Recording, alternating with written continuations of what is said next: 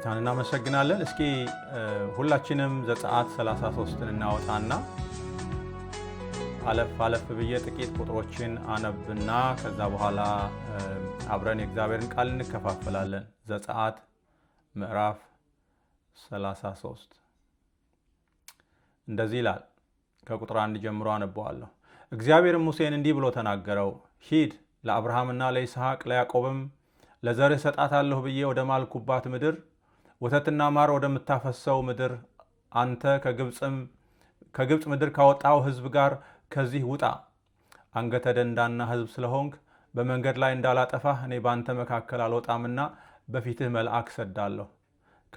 ከነዓናዊውንም፣ አሞራዊውንም፣ ኬጢያዊውንም፣ ፌርዛዊውንም፣ ኤዋዊውንም፣ ኢያቡሳዊውንም አወጣልሃለሁ።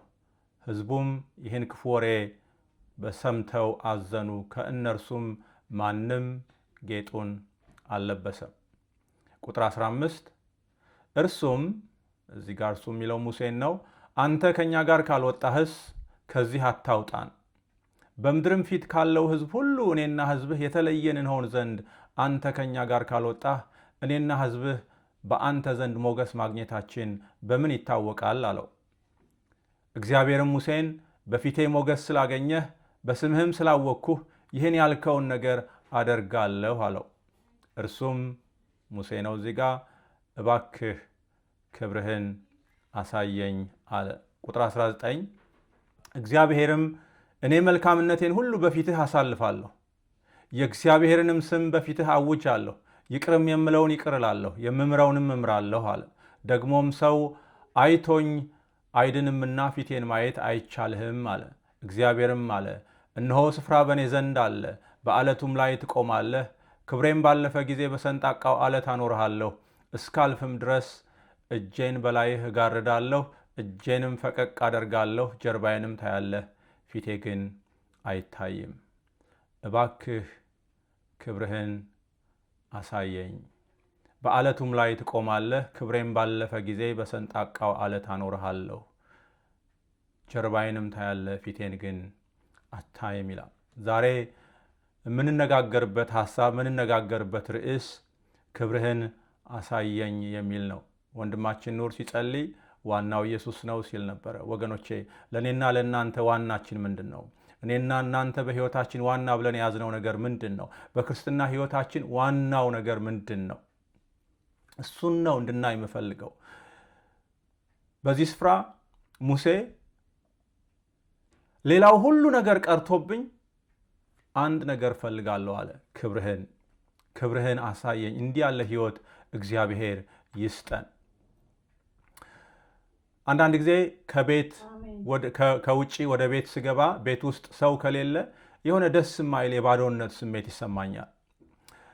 ቤት ውስጥ የጎደለ ነገር ስላለ አይደለም፣ ወይንም ደግሞ ቤቱ ስለሚቀዘቅዝም አይደለም። ነገር ግን ቤቱን ቤት የሚያሰኘውና ቤቱን ሕይወት የሚሰጠው ሰው ስለሌለበት እንጂ። አንድ ጊዜ ቤተሰብ ልጠይቅ አገር ቤት ሄድኩና ለወትሮው መምጣቴን ስትሰማ ደጁን ስታይ ሰንብታ ከሩቅ የምትቀበለኝ እናቴ ቤትም ስገባ አልነበረችም እና አለመኖሯን ሳውቅ ቤት ውስጥ አለመኖሯን ሳውቅ ምድር ሰማዩ ዞረብኝ። እናቴ የት ነች አልኳቸው። ትመጣለች ወጣ ብላ ነው አሉኝ። አላመንኳቸውም። ቤቱ የሚበላኝ መሰለኝ። መቀመጥ አልቻልኩም ቤት ውስጥ። ስለዚህ ደጅ ወጣሁና ቁጭ አልኩ። እስክትመጣ አልገባም አልኳቸው። ከሩቅ ልጄ እያለች ደረቷን እየመታች ወደ እኔ ስትመጣ አየኋት። እሷም እኔም ለቅሷችንን አቀለጥ ነው። እሷ ስትመጣ ቤቱ ቤት መሰለ። አያችሁ፣ ቤት ውስጥ የጎደለ ነገር ኖሮ አይደለም። ነገር ግን ቤት ውስጥ መቀመጥ የጨነቀኝ፣ ቤቱን ሊበላኝ የመሰለኝ፣ ቤቱን ቤት ያሰኘችው እናቴ ስላልነበረች፣ የምፈልገው እዛ ቤት ውስጥ ኤክስፔክት ማደርጋት እናቴን ስለነበረ እናቴ በዛ ቦታ አለመኖሯ በቃ ውስጤን ረበሸው። ስለዚህ መቀመጥ አልቻልኩም ነበረ። ነገር ግን እናቴ ስትመጣ እናቴን ቤት ውስጥ ሳያት ተረጋግቼ መቀመጥ ቻልኩኝ። ወገኖቼ በእግዚአብሔርም ቤት እግዚአብሔር የሌለበት ነገር ባዶነት ነው። ይጨንቃል፣ ደስ አይልም። የሰው ልጆችን ጥልቅ የልብ ጩኸትና ቀውስ የምናየው በዚህ በዘጸአት ምዕራፍ 33 ላይ ነው። እስራኤላውያን የእግዚአብሔር ቃል ኪዳን አላቸው። ሕግ ተሰጥቷቸዋል። የአዲስ ምድር ተስፋ ተሰጥቷቸዋል። ነገር ግን ከእግዚአብሔር ጋር ያላቸው ግንኙነት ተበላሽቷል። እግዚአብሔርም የሚያስደነግጥ ነገር የሚያስደነግጥ መልእክት በሙሴ በኩል ተናገራቸው። እኔ በእናንተ መካከል አልወጣምና በፊትህ መልአክ ሰዳለሁ አላቸው። ከመልአኩ ጋር ሆናችሁ ጠላቶቻችሁን ማሳደድ ትችላላችሁ። ከመልአኩ ጋር ሆናችሁ ጠላቶቻችሁን ማሸነፍ ትችላላችሁ። የተስፋይቱን ምድር መውረስ ትችላላችሁ።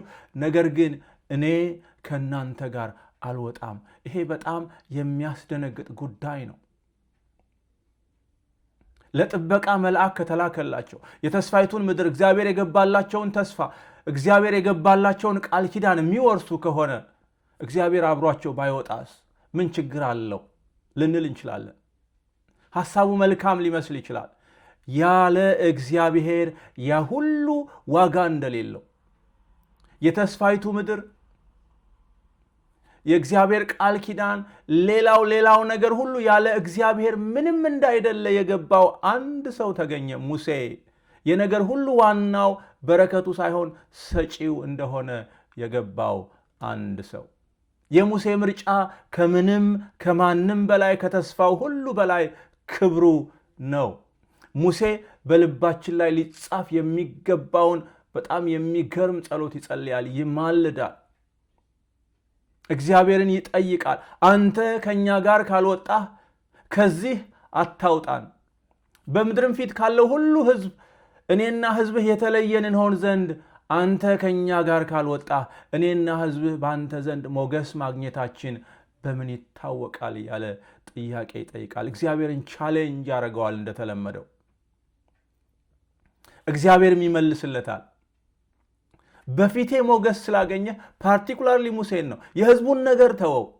ሕዝቡ በፊቴ ሞገስ ላይኖረው ይችላል። ነገር ግን አንተ በእኔ ፊት ሞገስ ስላገኘ በስምህም ስላወቅኩ ይህን ያልከውን ነገር አደርግልሃለሁ አለው። አስክ ሚ ኤኒቲንግ እያለው ነው። አስክ ሚ ኤኒቲንግ and I will do it። ጠይቀኝ፣ የፈለግከውን ነገር ጠይቀኝ አደርገዋለሁ። ሙሴ ከሁሉ በላይ በጣም አስፈላጊ የሆነ ነገር ለመጠየቅ ይደፍራል። እባክህ ክብርህን አሳየኝ ይለዋል እግዚአብሔርን። ሙሴ ገብቶታል። የሚያስፈልገው የእጁ ብቻ ሳይሆን ክብሩም እንደሆነ፣ ስጦታው ብቻ ሳይሆን ሰጪውም እንደሆነ ገብቶታል። ስለዚህ ክብርህን አሳየኝ ብሎ ይጸልያል።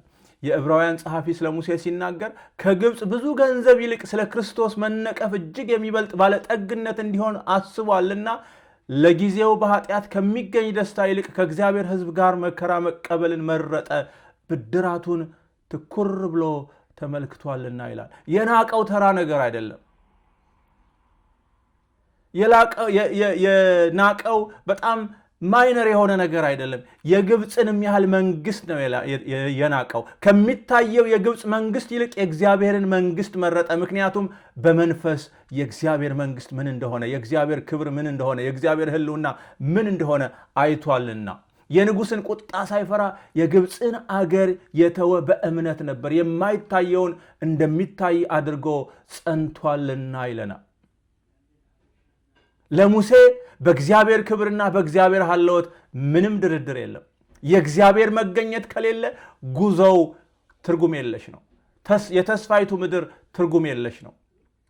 ጠላትን ማሸነፍ ትርጉም የለሽ ነው። ያለ እግዚአብሔር ለሙሴ ያ ሁሉ ትርጉም አይሰጠው።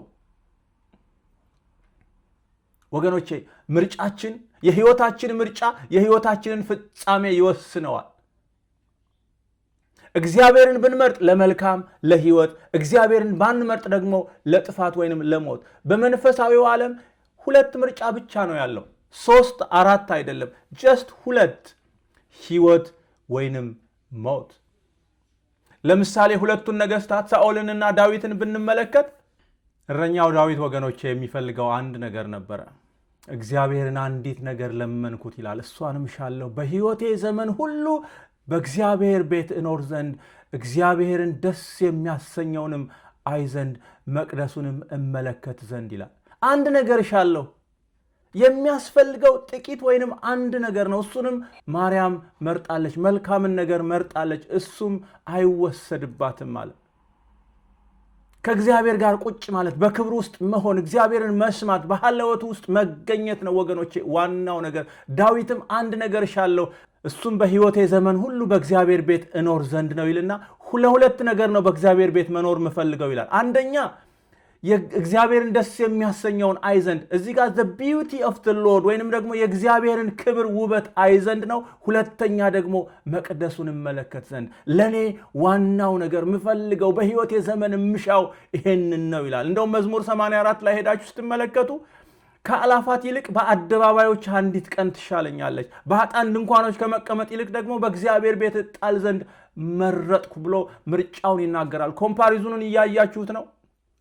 ዳዊት ከአላፋት ይልቅ አንዲት ቀን በእግዚአብሔር ቤት በእግዚአብሔር አደባባዮች እጣል ዘንድ እሱ ይሻለኛል፣ እሱን እመርጣለሁ፣ ደልቶኝ በምድር ከኃጥአን ጋር ከመቀመጥ ይልቅ በእግዚአብሔር ቤት እጣል ዘንድ እመርጣለሁ ይላል። በጣም ንጽጽሩን እያያችሁት ነው አይደለም? በጣም በቃ እግዚአብሔር ይሻለኛል፣ እግዚአብሔር የተሻለ መሆኑን ለማሳየት የተጠቀመበት ነገር በጣም የሚያስገርም ነው።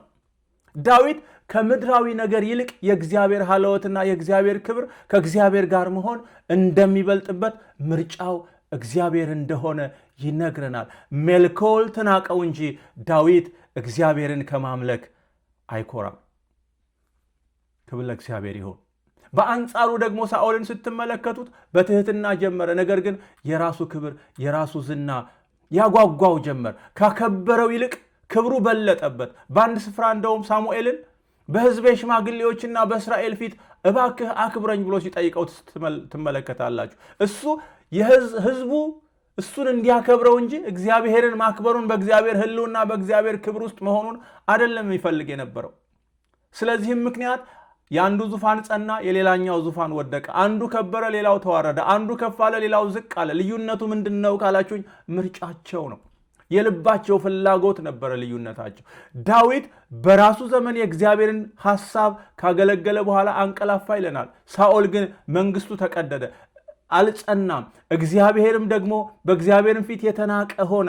በእስራኤል ላይ እንዳይነግስ ለናኩት ለሳኦል የምትጸልይለት እስከ መቼ ነው? የምታለቅስለት እስከ መቼ ነው ብሎ ነቢዩን ሳሙኤልን ሲወቅሰው ትመለከታላችሁ። እግዚአብሔር ወገኖች እግዚአብሔርን መምረጥ ክብር ነው። የእግዚአብሔር ክብር ለእኔና ለእናንተ ዘውዳችን ነው፣ ክብራችን ነው፣ ሁለንተናችን ነው። እግዚአብሔር የሚያከብሩትን ያከብራል፣ ለሚፈልጉት ይገኛል፣ የሚንቁት ደግሞ ይናቃሉ፣ ላልፈለጉት አይገኝም። በኤልሳም ሕይወት የሆነው ይሄ ነው አይደለ? ኤልያስ ከመነጠቁ በፊት አንድ ነገር ጠየቀው። ካንተ ሳልወሰድ የምትሻውን ለምን ብሎ ጠየቀው። ኤልሳ ብርና ወርቅ አልጠየቀም። ኤልሳ ርስት አልጠየቀም። ኤልሳ ሀብትና ንብረት አልጠየቀም። ክብርና ዝና አልጠየቀም። ምክንያቱም ሀብት፣ ክብር፣ ዝና በአባቱ ቤት ነበረ። እሱን ጥሎ ያኔ ኤልያስ መጎናጠፊያውን ሲጥልበት ኤልያስን ተከትሎ የሄደው ዋናው ምክንያት እግዚአብሔርን ፈልጎ እንጂ ክብርና ዝና ወይንም ደግሞ ሀብትና ንብረት ፈልጎ አይደለም። ሀብትና ንብረት እዛ ነበረ። ያንን ሁሉ ጥሎ ይንከራተት የነበረው እግዚአብሔርን ፈልጎ ነው። እግዚአብሔርን ደግሞ ማክበር የሚፈልገው ኦርዲነሪ በሆነ መንገድ ሳይሆን በእጥፍ ክብር በእጥፍ መንፈስ ስለነበረ የጠየቀው ጥያቄ አንድ ነገር ነው። መንፈስህ በእኔ ላይ በእጥፍ ሆኖ እንዲመጣ እንዲወርድ ፈልጋለሁ። ደብል ፖርሽን ነው የምፈልገው። እኔ እግዚአብሔርን ማገልገል የምፈልገው በአንተ ልክ ብቻ ሳይሆን በእጥፍ መንፈስ ነው ማገልገል የምፈልገው አለ። ምኞቱ በኤልያስ እጥፍ መንፈስ እግዚአብሔርን ማገልገልና ማክበር ስለነበረ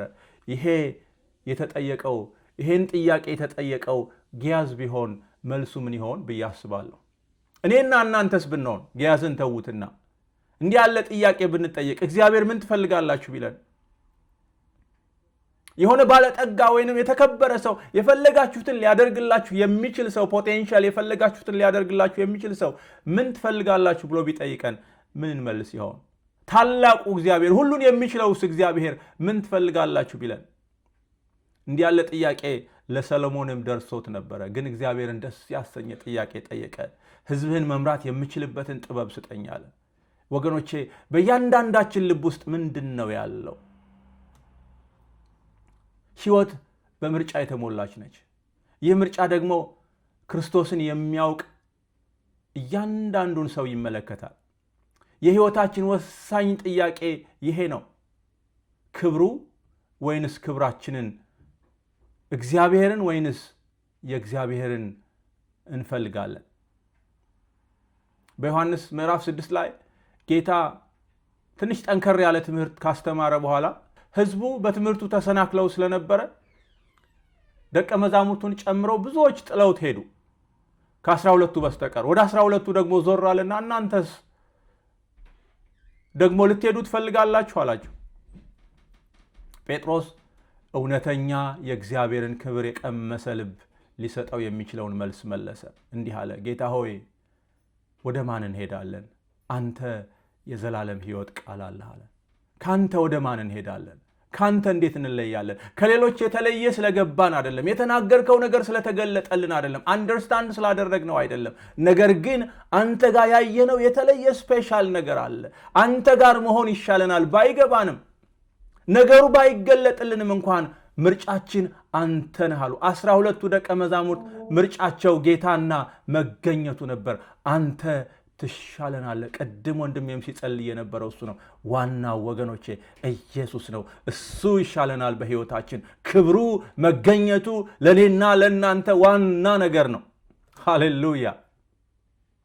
እነ ሙሴ ለማየት ሲናፍቁት የኖሩት የእግዚአብሔር ክብር ለእኔና ለእናንተ እኮ በክርስቶስ ኢየሱስ በኩል ተገልጧል።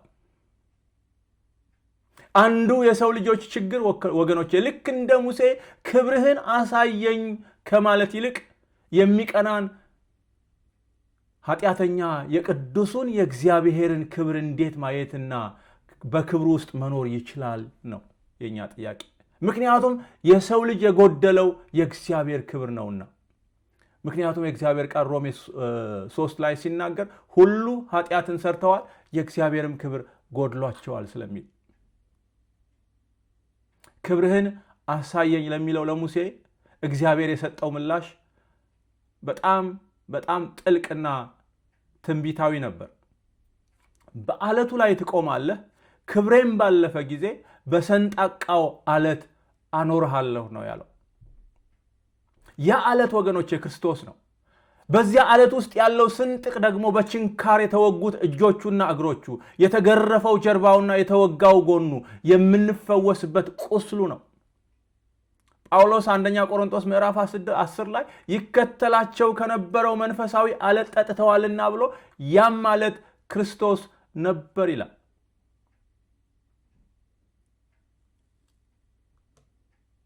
የእግዚአብሔርን ክብር በኢየሱስ ክርስቶስ ስብዕናና ሥራ እናየዋለን። ዮሐንስ ምዕራፍ 1 ላይ ዮሐንስ ሲናገር በመጀመሪያ ቃል ነበረ፣ ቃልም በእግዚአብሔር ዘንድ ነበረ፣ ቃልም እግዚአብሔር ነበረ ካለ በኋላ ቁጥር 14 ላይ ቃልም ሥጋ ሆነ፣ ጸጋንና እውነትን ተሞልቶ በእኛ አደረ፣ አንድ ልጅም ከአባቱ ዘንድ እንዳለው ክብር የሆነውን ክብሩን አየን ይላል።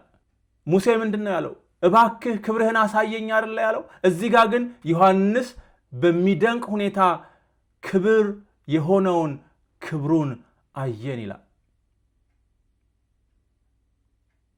ዕብራውያን 1 ላይ እርሱም የክብሩ መንጸባረቅና የባህሪው ምሳሌ ሆኖ ይላል the radiance of God's glory እያለ ክርስቶስ የእግዚአብሔር አብ ክብርና የባህሪው ምሳሌ መገለጫ መሆኑን ይነግረናል። እነ ፊልጶስ አብን አሳየን ባሉት ጊዜ ጌታ የመለሰላቸው መልስ እኔን ያየ አብን አይቷል ነው። ያ ማለት የእግዚአብሔር ክብር ብቻ ሳይሆን እግዚአብሔር ራሱ በመካከላቸው ነበር። በብሉይ ኪዳን በዚህ በዘጸአትም እንደተመለከትነው ክብሬ ከእናንተ ጋር ይሄዳል ያለው እግዚአብሔር፣ በአዲስ ኪዳን ደግሞ እግዚአብሔር ከኛ ጋር አማኑኤል ሆኖልናል። እነሆ ድንግል ትጸንሳለች፣ ወንድ ልጅም ትወልዳለች፣ ስሙንም አማኑኤል ይሉታል ብሎ ትርጓሜውም እግዚአብሔር ከኛ ጋር የሚል ነው። እግዚአብሔር ከኔ ጋር ነው። እግዚአብሔር ከእናንተ ጋር ነው። እግዚአብሔር ከእያንዳንዳችን ጋር ነው። በክርስቶስ ስንሆን እግዚአብሔር ከኛ ጋር ነው። ክብሩ ከኛ ጋር ነው ወገኖቼ። እኛ ክብሩን ማየት ብቻ ሳይሆን የክብሩ ማደሪያዎችና የክብሩ መገለጫዎች ሆነናል። ከመስቀሉ በፊት በነበረው ምሽት ኢየሱስ እንዲህ ሲል ቃል ገብቶላቸው ነበር ለደቀ መዛሙርቱ። ዮሐንስ 14 ላይ እኔም አብን እለምናለሁ ለዘላለምም ከእናንተ ጋር እንዲኖር ሌላ አጽናኝ ይሰጣችኋል።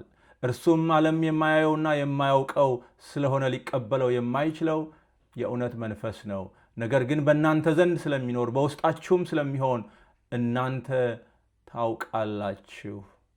አንደኛ ቆሮንቶስ ምዕራፍ 6 ላይ ወይንስ ሥጋችሁ ከእግዚአብሔር የተቀበላችሁት በእናንተ የሚኖረው የመንፈስ ቅዱስ ቤተ መቅደስ እንደሆነ አታውቁምን? ለዘላለም ከእናንተ ጋር እንዲኖር የእውነት መንፈስ ከእናንተ ዘንድ ስለሚኖር በውስጣችሁም ስለሚሆን እናንተ ታውቁታላችሁ። የመንፈስ ቅዱስ ቤተ መቅደስ እንደሆናችሁ አታውቁምን? የእግዚአብሔር ክብር የሚገለጠው እግዚአብሔር የሚኖረው በመቅደሱ ነው።